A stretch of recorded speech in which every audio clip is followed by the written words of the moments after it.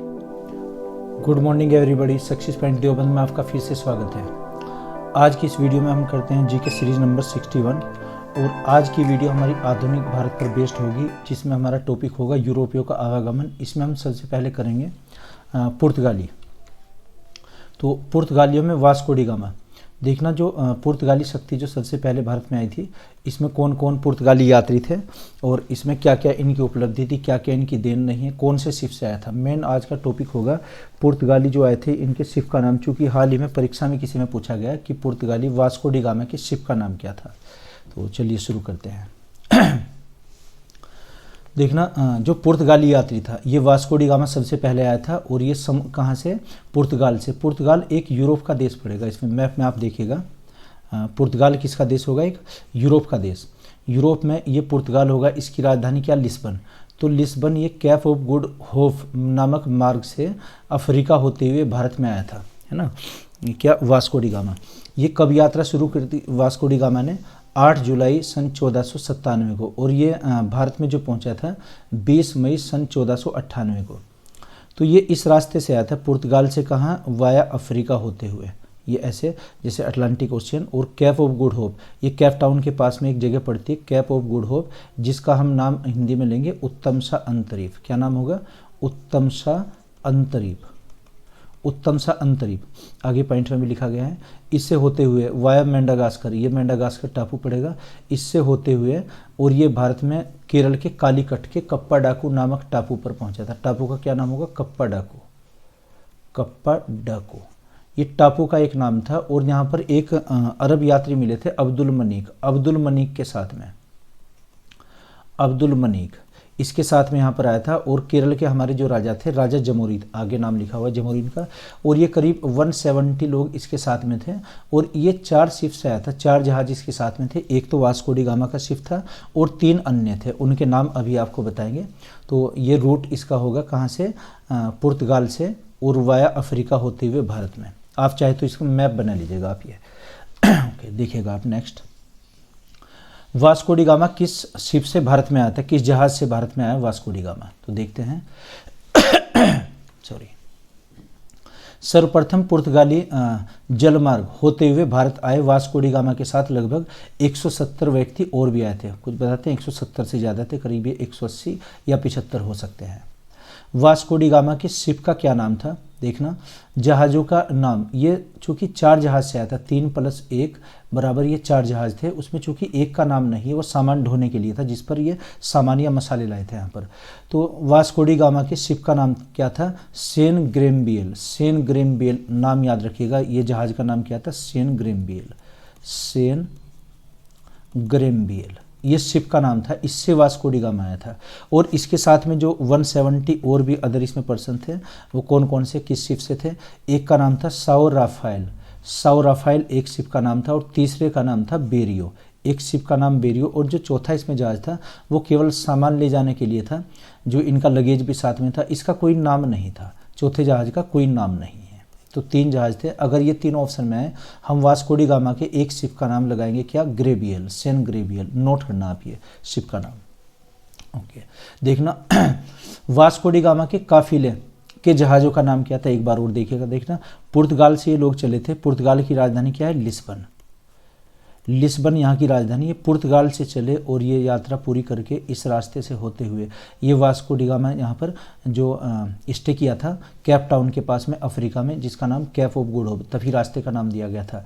और ये यहाँ पर होते हुए कालीकट में पहुँचे, केरल में। केरल के राजा का क्या नाम था? जमोरीन। और यहाँ पर एक अरब यात्री मिले थे, जिनका नाम था अब्दुल मनीक। अब्दुल मनीक के साथ में केरल के कोचीन के कालीकट के कप्पा डाकू नामक टापू पर पहुंचे थे, जिसे मसालों की रानी भी कहते हैं। और इस रास्ते की जो खोज हुई थी 1486 या 85 में हुई थी। 1486 में बार्थोमा डेमिगो इसका नाम है, जिसने खोज की थी। अब इसका नाम आपको लिखवाएंगे, तो देखिएगा आप ये। वास्को डी गामा का जो शिप था, ये शिप सेन ग्रेम्बियल के नाम से, सेन ग्रेम्बियल के नाम से शिप था। और ये पुर्तगाल से चला था, अफ्रीका होते हुए भारत में पहुंचा। इसके साथ में जो 3 और शिप थे, एक का नाम क्या था? Sao Rafael. साओ राफाइल या राफेल ऐसा नाम याद रखिएगा। ये दूसरा शिप था। और तीसरा शिप जो था, तीसरा शिप था बेरियो। है ना, बेरियो ये तीसरा शिप था। और नंबर 4 जो शिप आएगा इसका कोई नाम नहीं था, ये क्या था, एक सामान ले जाने के लिए एक शिप था केवल। तो 4 जहाज़ों का बेड़ा यहाँ पर आया था और जिसमें करीब 170 या 170 या 75 इसमें लोग थे, 170 प्लस ही थे। ये काफिला यहाँ पर आया। इनका मूल उद्देश्य क्या था, देखना, भारत में मसाले ले जाना भारत से और ईसाइयत का प्रचार प्रसार करने के लिए। तो आगे देखते हैं इस पर आधारित और भी जो क्वेश्चन या तथ्य हैं, प्रमुख तथ्य देखते हैं, मेन फैक्ट क्या क्या इससे संबंधित हैं।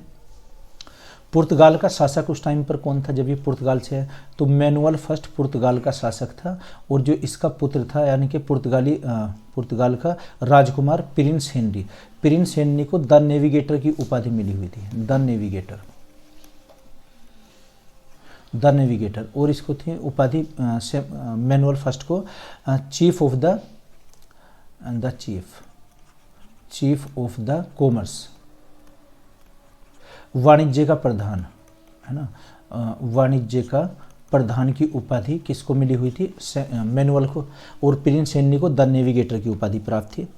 केरल के राजा का क्या नाम था, जमोरिन, जिसके पास वास्को डी गामा है इसका नाम क्या था, जमोरिन। तो जमोरिन ने भव्य स्वागत किया था।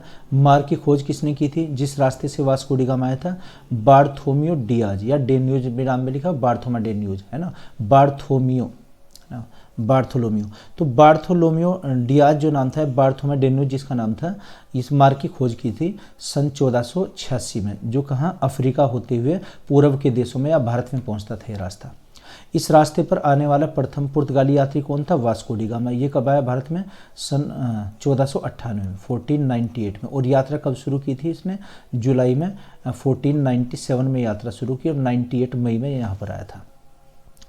पुर्तगालियों का प्रथम गवर्नर कौन था, तो गवर्नर बनाया था अल्मीडा को, गवर्नर अलग हैं और वायसराय अलग बनाया था इन्होंने। टापू का क्या नाम था, आगे फैक्ट बताएंगे सभी से संबंधित। टापू जिस पर यह आया था, कप्पा डाकू नामक टापू पर आया। ये कहाँ था, कोचीन में, कोचीन के कप्पा डाकू नामक टापू पर। और ये तट का नाम क्या था, कालीकट तट पर आया था, कोस्ट का नाम था कालीकट। अच्छा आगे देखिएगा आप। जहाज का नाम क्या था, सेन ग्रेम्बियल नाम था जिससे वास्को डी गामा आया था। वैसे 4 जहाज थे, इसमें एक का नाम नहीं है और बाकी 3 का नाम है, वो आपको पीछे बता दिया। कैप ऑफ गुड होप, रास्ते का क्या नाम था, कैप ऑफ गुड होप। इसकी खोज किसने की थी, देखना, ये कैप ऑफ गुड होप रास्ता यहाँ से अफ्रीका से जो दिखाया गया है, एक बार और देखिएगा आप इस रास्ते को। ये पुर्तगाल, यहाँ पर पुर्तगाल की राजधानी लिस्बन, और इस रास्ते से ये अफ्रीका, अटलांटिक महासागर होते हुए वाया अफ्रीका ये भारत में निकलता था ये रास्ता। तो ये रास्ता केरल आता था, इसका नाम क्या था, कैप ऑफ गुड होप ये रास्ता था, है ना। उत्तम सा अंतरीप, हिंदी में नाम क्या हो जाएगा इसका, उत्तम सा अंतरीप। इसकी खोज किसने की थी, बार्थोलोमियो डियाज ने खोज की थी, या कहीं पर किताबों में बार्थोमा डेन्यूज भी लिखा हुआ है। तो ये इसके क्या थे, खोजकर्ता, रास्ते की खोज इसने की थी सन 1486 में। अच्छा, कैप ऑफ गुड होप का क्या कहा गया, उत्तम सा अंतरीप। इसका दूसरा नाम क्या हो जाएगा हिंदी में, उत्तम सा अंतरीप। आगे देखिएगा आप। आगे देखते हैं फैक्ट। सर्वप्रथम पुर्तगाली जलमार्ग होते हुए भारत आए और इसके बाद में फिर यहाँ पर डच आए, ब्रिटिश और फ्रांसीसी, ये इनका क्रम रहेगा। पहले नंबर पर पुर्तगाली, दूसरे पर डच, तीसरे पर ब्रिटिश या अंग्रेज, चौथे पर फ्रांसीसी। उसके बाद में फिर स्पेनिश भी आए थे 5वें नंबर पर। अच्छा आगे देखिएगा। जल्दी भारत के समुद्र के निकटवर्ती और समुद्री इलाकों में समुद्री व्यापार और यूरोपियों का एकाधिकार प्राप्त हो गया। एकाधिकार का मतलब मोनोपोली, अब समुद्री व्यापार पुर्तगाली ही कर सकते थे, है ना। एक कार्टेज डी अल्मीडा जारी किया गया था जो पारपत्र हुआ करता था। ये राजा अकबर को भी यहाँ पर लेना पड़ा था, हालांकि वो निःशुल्क दिया गया था, उसके लिए भारी भरकम फीस वसूलते थे। वास्को डी गामा ने 8 जुलाई सन 1497 में यात्रा शुरू की थी और यहाँ पर 20 मई 1498 में भारत में पहुँचा था। देखना, उसके साथ 4 जहाज और 170 से अधिक व्यक्ति यहाँ पर आए थे। आगे, वास्को डी गामा कप्पा डाकू या कप्पड़ टापू पर कालीकट के निकट 20 मई सन 1498 ईस्वी को भारत पहुंचा था। आगे, कालीकट के राजा का नाम क्या था, यानी कि केरल के राजा का नाम जमोरिन। सन 1524 में वास्को डी गामा की मृत्यु हुई थी और ये तब उस टाइम पर वहीं पुर्तगाल में चला गया था। Okay, Vasco D gamma Bharat में क्यों आया था, इसका क्या उद्देश्य था, ये भी आप देखिएगा। वास्को डी गामा का भारत आने का उद्देश्य क्या था, गरम मसाले, एक तो गरम मसाले यहाँ से लेकर गया था जिसमें लौंग और काली मिर्च और तेजपात, अभी उनके बारे में आपको बताएंगे। और दूसरा था टारगेट, पहला तो ये लक्ष्य था, दूसरा लक्ष्य ईसाई धर्म का प्रचार प्रसार करने के लिए, है ना, ईसाइयत का, क्रिश्चियनिटी का। देखना एक जायफल का पेड़ होता है, जायफल, है ना, जायफल ये केरल में होता है, दक्षिणी भारत में ये जायफल का पेड़ दिखाया गया, आप देखिएगा इसको। तो इसके क्या होते हैं, जो पत्ते होते हैं, इसके पत्तों को तो हम क्या कहते हैं, तेजपात, है ना, तेज पत्ता। और जो इसकी छाल होगी, बक्कल कैविटी, उसको दालचीनी। और जो इसकी जड़ें होंगी, जवंतरी बोलते हैं। और जो इसकी कलियाँ होती हैं उसको लौंग कहते हैं, है ना। तो यहाँ से लौंग भी और तेजपात भी लेकर ये गया था और 60 गुना दाम में बेच दिया था। देखना, एक तो लौंग इसको दी गई थी, और काली मिर्च, लौंग, काली मिर्च, और तेज पत्ता यानी कि तेजपात जिसको हम बोलते हैं, और जवंतरी, है ना। ये किससे प्राप्त करते हैं, जायफल के पेड़ से प्राप्त करते हैं। पेड़ का नाम क्या है, जायफल का पेड़। और इसकी सारी ही चीज़ गर्म मसाले में प्रयोग की जाती है, इसलिए केरल को मसालों की रानी भी कहते हैं। आगे देखिएगा आप। और दालचीनी, दालचीनी किससे प्राप्त करेंगे, जो इसके ये बक्कल कैविटी होती है, बक्कल कैविटी यानी कि पेड़ की जो छाल होती है, जो स्टेम पर तने से निकालते हैं। आगे देखिएगा आप।